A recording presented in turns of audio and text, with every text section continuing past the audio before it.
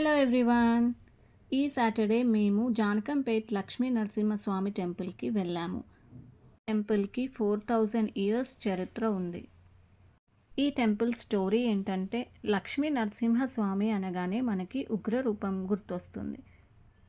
రాక్షసుడు అయిన హిరణ్యకశ్యపుని సంహరించిన తర్వాత నరసింహస్వామి ఇక్కడే ఉన్న దండకారణ్యంలో విశ్రాంతి తీసుకున్నారని పురాణాల కథనం.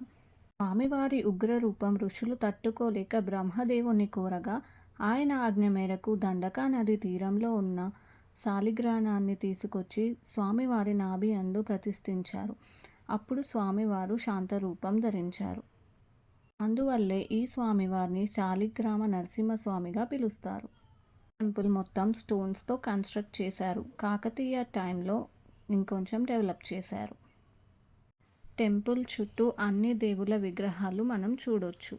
అలాగే అష్టలక్ష్ముల విగ్రహాలను కూడా మనం చూడొచ్చు.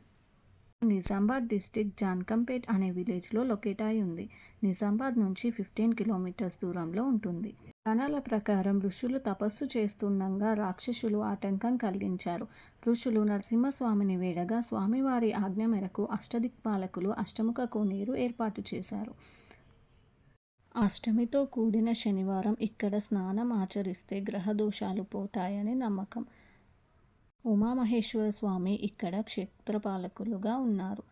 Thanks for watching. Subscribe for more such videos.